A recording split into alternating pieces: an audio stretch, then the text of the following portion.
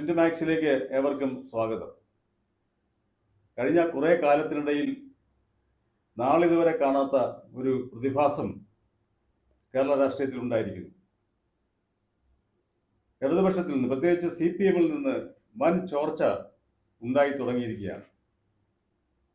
ആ ചോർച്ച നാം വിചാരിക്കുന്നതിന്റെ അപ്പുറത്തേക്ക് വളരും എന്നുള്ള കാര്യത്തിലും സംശയമില്ല എന്നാണ് രാഷ്ട്രീയ നിരീക്ഷകർ കാണുന്നത്. കഴിഞ്ഞ ആഴ്ച CPM-ന്റെ 3 തവണ MLA ആയിരുന്ന ഐഷ പോറ്റി കോൺഗ്രസിലേക്ക് പോയ വാർത്ത നാം കേട്ടു.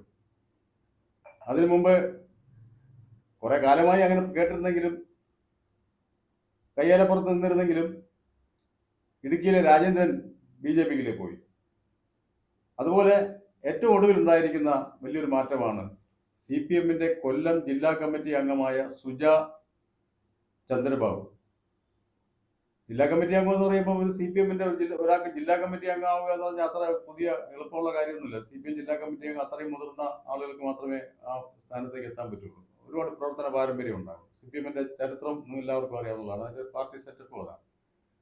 അങ്ങനെ ഒരാൾ ആളോണെ സഡൻ, അവർ 2 ആഴ്ച മുമ്പാണ് ആധിപത്യ മഹിളാ അസോസിയേഷന്റെ സംസ്ഥാന കമ്മിറ്റി അംഗമായി തെരഞ്ഞെടുക്കപ്പെട്ടിട്ട് സമ്മേളനത്തിലൊക്കെ പങ്കെടുത്ത് ബാഗ് തൂക്കി വന്നത്. അതിനു മുമ്പ് അവർ 3 തവണ പഞ്ചായത്ത് പ്രസിഡന്റ് ആയിരുന്നു. 3 തവണ പഞ്ചായത്ത് പ്രസിഡന്റ് ആയിരിക്കുക എന്ന് പറഞ്ഞാൽ 15 വർഷം ഒരു നാടിനെ ഭരിക്കുക എന്നുള്ളതാണ്. അതിനുശേഷം അവർ അഞ്ചൽ ബ്ലോക്ക് പഞ്ചായത്തിന്റെ സ്റ്റാൻഡിംഗ് കമ്മിറ്റി ചെയർപേഴ്സൺ ആയിരുന്നു. ഇതെല്ലാം കഴിഞ്ഞിട്ടാണ് പെട്ടെന്ന് അവർ CPM ജില്ലാ കമ്മിറ്റി അംഗത്വം രാജിവെക്കുകയും പോകുന്നത് എവിടെയാണ്? ലീഗിലേക്കാണ്. അവിടെയാണ് ഒരു പ്രസക്തി വരുന്നത്. കാരണം ഇപ്പോൾ മുസ്ലിം ലീഗ് വർഗീയ പാർട്ടിയാണെന്നും ആൾബലം ഒന്നുമില്ലാതിരുന്നിട്ട് പോലും ജമാഅത്തെ ഇസ്ലാമിയോട്ട് അവർ കൂട്ടുകൂടുന്നുവെന്ന് നാട് മുഴുവൻ പെരുമ്പറ കൊട്ടി പറയുകയൊക്കെ ചെയ്ത് വലിയ ഒരു മുസ്ലിം ഏകീകരണം, ധ്രുവീകരണം ഉണ്ടാക്കിക്കൊണ്ടിരിക്കുകയാണ്. അതിന്റെ ഏറ്റവും വലിയ ഫലമാണല്ലോ തദ്ദേശ തെരഞ്ഞെടുപ്പിൽ കണ്ടത്. തദ്ദേശ തെരഞ്ഞെടുപ്പിന്റെ റിസൾട്ട് വന്നിട്ട് പോലും അതിന്റെ പാഠം, ചുവരെഴുത്ത് പഠിച്ചില്ല എന്നുള്ളതാണ്. എന്നിട്ട് വീണ്ടും തുടങ്ങുകയാണ്. എന്നിട്ടും വീണ്ടും ഒരുപാട് പേരെ ഇറക്കി വിട്ടിരിക്കുകയാണ്. ഏറ്റവും അവസാനം ഇറക്കി വിട്ട ആള് ഇപ്പോൾ അടിയും കൊണ്ട് പുളിയും കുടിച്ച അവസ്ഥയിലാണെന്നുള്ളത് നിങ്ങൾ കഴിഞ്ഞ ദിവസം പറഞ്ഞതാണ്. അപ്പൊ ഈ വിഷയം, അതിന്റെ ഒരു പ്രത്യാഘാതം എങ്ങനെയൊക്കെയാണ് ഇടതുപക്ഷ രാഷ്ട്രീയത്തിൽ, പ്രത്യേകിച്ച് CPM-ന്റെ രാഷ്ട്രീയത്തിൽ കേരളത്തിൽ വരാനിരിക്കുന്ന നാളുകളിൽ സംഭവിക്കാൻ പോകുന്നത് എന്നതിനെ കുറിച്ച് ചർച്ചയാണ് ഞങ്ങൾ ശ്രീ EP അനിൽ. ഇതിന്റെ എന്താണ് ഈ ഒരു കോൺഗ്രസിൽ കഴിഞ്ഞ തെരഞ്ഞെടുപ്പിൽ നിന്ന് വെച്ചാൽ കോൺഗ്രസിൽ നിന്ന് ഒരുപാട് പേർ CPM-ലേക്ക് വന്നു. കോൺഗ്രസിന്റെ തിരുവനന്തപുരത്ത് നെടുമങ്ങാട് അവിടുത്തെ സ്ഥാനാർത്ഥിയായിരുന്ന ആൾ വന്നു. അദ്ദേഹം ഇപ്പം ദേവസ്വം ബോർഡിന്റെ പ്രസിഡന്റ് ആയിരുന്നു അദ്ദേഹം. അതുപോലെ ഒരുപാട് പേർ തലമുണ്ടനം ചെയ്ത് വലിയ വിവാദം ഉണ്ടാക്കിയ ലതിക സുഭാഷ് വന്നു. സത്യാനന്ദനെതിരെയൊക്കെ മലപ്പുഴ പോയി മത്സരിച്ചിട്ടുള്ള വനിതയാണ്. അതുപോലെ നിരവധി ആളുകൾ കോൺഗ്രസിൽ നിന്ന് CPM-ലേക്ക് വന്നതാണ് കഴിഞ്ഞ തെരഞ്ഞെടുപ്പിന്റെ ഘട്ടത്തിൽ കണ്ടതെങ്കിൽ ഇപ്പോൾ തെരഞ്ഞെടുപ്പ് നേരെ കാറ്റ് തിരിച്ചു വീശുകയാണ് എന്നാണ് തോന്നുന്നത്. ഒരു പക്ഷേ ഇതൊരു രാഷ്ട്രീയ മാറ്റത്തിന്റെ അല്ലെങ്കിൽ ഭരണമാറ്റത്തിന്റെ സൂചനയോ മറ്റോ കണ്ടിട്ടാണോ? അതെന്താണ്? ഭരണമാറ്റത്തിന്റെ സൂചന സ്വാഭാവികമായി സജീവമാണെന്ന് നമുക്കറിയാമല്ലോ. പക്ഷേ നമുക്ക് മനസ്സിലാകാത്ത ഒരു കാര്യം, ഇവരുടെ പാർട്ടി നേതാക്കന്മാർ പറയുന്ന പോലെ നിങ്ങൾക്ക് ഈ പാർട്ടിയെ പറ്റി ഒരു ചുക്കും അറിയില്ല എന്നായിരുന്നല്ലോ നേതാക്കന്മാർ നമ്മളോട് പറഞ്ഞുകൊണ്ടിരുന്നത്. ഇപ്പോൾ മനസ്സിലാക്കുന്നത് ഈ പാർട്ടിക്കുള്ളിലെ ആളുകൾക്ക് ആ പാർട്ടിയെ പറ്റി ചുക്കും അറിയില്ല എന്ന് തോന്നിപ്പിക്കുന്ന വിധത്തിലാണ് ഈ കാര്യം.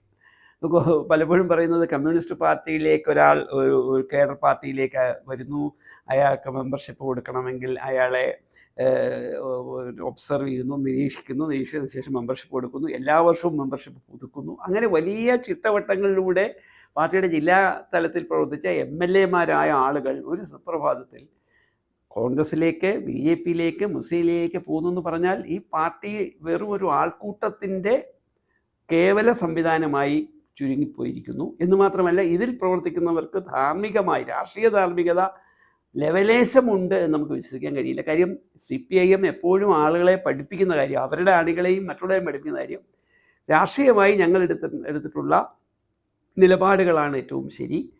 കോൺഗ്രസ്സുകാരായ ആളുകൾ വരേണ്ട ഒരു പാർട്ടിയാണ് CPM. കാര്യം മതനിരപേക്ഷ ജനാധിപത്യ സോഷ്യലിസ്റ്റ് പ്രായോഗികമായി മാറണമെങ്കിൽ ഇതിനകത്ത് വരണം എന്നൊക്കെ പറഞ്ഞുകൊണ്ടിരിക്കുന്ന ഒരു പാർട്ടിയിൽ നിന്ന് ഒരു ബുദ്ധിമുട്ടുമില്ലാതെ ആളുകൾ പോകുന്നു. പണ്ടും ആളുകൾ പോയിട്ടുണ്ട്. പക്ഷേ പോയിട്ടുള്ളവരാരാണ്? ഒന്ന്, ആ പാർട്ടിക്കുള്ളിൽ ആശയപരമായ സംഘർഷങ്ങൾ, ആശയപരമായ സംവാദങ്ങൾ നടത്തി അത് പാർട്ടിയുടെ ചട്ടക്കൂടിന് പുറത്തേക്ക് കൊണ്ടുപോകാൻ ശ്രമിച്ച ആളുകളെ എം വി രാഘവൻ ഉൾപ്പെടുന്ന ഗൗരിയമ്മയെ പോലുള്ള പലരെയും പാർട്ടി നടപടിയെടുത്ത് പുറത്താക്കിയപ്പം അവർക്ക് കൃത്യമായി ഒരു ആശയ പ്രശ്നമായിരുന്നു ഉന്നയിക്കുക. CPI-യുമായി ആശയപരമായ സംഘർഷത്തിൻ്റെ ഭാഗമായി ഞങ്ങൾ ആ പാർട്ടിയിൽ നിന്ന് ഞങ്ങളെ പുറത്താക്കുന്നു, ഇല്ലെങ്കിൽ അവർ പുറത്താക്കപ്പെടുന്നു എന്ന് പറയുമ്പം അവിടെ ഒരു ആശയപരമായ വിഷയത്തിൻ്റെ പേരിലാണ് അവർ പുറത്തുപോയത്. അവർ കോൺഗ്രസിനോടൊപ്പം നിൽക്കുകയോ സ്വന്തം പാർട്ടി ഉണ്ടാക്കുകയോ ഒക്കെ ചെയ്യുന്നു. ഇവിടെ അതൊന്നുമല്ല. ഇവിടെ എന്തെങ്കിലും ആശയപരമായ പൊരുത്തക്കേടിൻ്റെ പ്രശ്നമാണെങ്കിൽ ഇവർ കുറേ നാളുകളായി ആ ആശയ സംവാദം പാർട്ടിക്കുള്ളിൽ നടത്തേണ്ടതാണ്. അങ്ങനെ ഒരു സംവാദം നടത്തിയിട്ടുള്ള ആളുകളല്ല ശ്രീമതി ഐഷ പൂറ്റി ആണെങ്കിലും ഇപ്പം പുറത്തുപോയ കൊല്ലം ജില്ലാ കമ്മിറ്റി അംഗമാണെങ്കിലും ഈ രാജേന്ദ്രനെ പോലുള്ള MLA പോലെ ആളുകൾ രാത്രിയാണ് സുജാ ചന്ദ്രൻ പറഞ്ഞത്. ഇപ്പം രണ്ടാഴ്ച മുമ്പ് ജനാധിപത്യ അസോസിയേഷൻ അതുപോലെ തന്നെ പാർട്ടി ജില്ലാ കമ്മിറ്റിയിൽ ഒറ്റ രാത്രി കൊണ്ട് അല്ലെങ്കിൽ 2-3 ദിവസത്തെ രാത്രി കൊണ്ട് സ്വപ്നത്തിൽ നിന്ന് ഞെട്ടിയുണർന്ന് പാർട്ടി മാറുന്നത് പോലെ. ആ ഒരു ഇതിൽ മറ്റൊരു പ്രശ്നമുണ്ട്.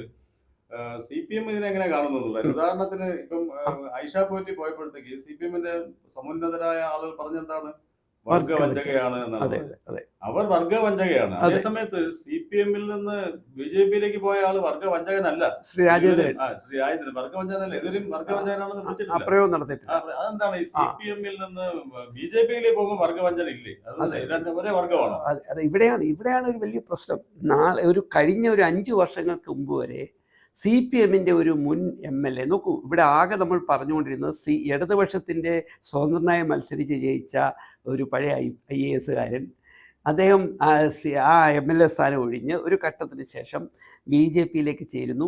ആളിനെ നിങ്ങൾക്കൊക്കെ അറിയാവുന്നതാണ്, നമുക്കൊക്കെ അറിയാവുന്നതാണ്. അങ്ങനെ ഒരു പരീക്ഷണം മാത്രമേ ആ രീതി നടന്നിട്ടുള്ളൂ. ഇവിടെ അതിന് പകരം CPM-ന്റെ അതും ദേവികുളത്ത് പ്ലാന്റേഷൻ തൊഴിലാളി കുടുംബത്തിൽ ജനിച്ച് പ്ലാന്റേഷൻ തൊഴിലാളിയായി വളർന്ന് അവരുടെ നേതാവായി മാറി ദേവികുളത്ത് 3 പ്രാവശ്യം MLA ആയി, 1 പ്രാവശ്യം ഇടുക്കി ജില്ലാ പഞ്ചായത്ത് പ്രസിഡന്റായിരുന്ന പാർട്ടിയുടെ ഫുൾ ടൈം സഖാവ് പാർട്ടി ഉപേക്ഷിച്ചിട്ട് BJP ഒരു വർഗവഞ്ചനയില്ല. അട്ടപ്പാടിയിലെ ഒരു പഴയ CPM ഏരിയ കമ്മിറ്റി സെക്രട്ടറി എന്ന് പറഞ്ഞാൽ ഒരു ജില്ലാ കമ്മിറ്റി അംഗം പാർട്ടി വിടുന്നു. എവിടേക്ക് പോകുന്നു? BJP-യിലേക്ക്. അപ്പം ഈ CPM-നകത്തുള്ള ഈ വർഗബോധം വർഗീയ ബോധമായി മാറാൻ ഒട്ടും സമയമെടുക്കുന്നില്ല എന്നുള്ള വലിയൊരു പ്രതിസന്ധിയുണ്ട്.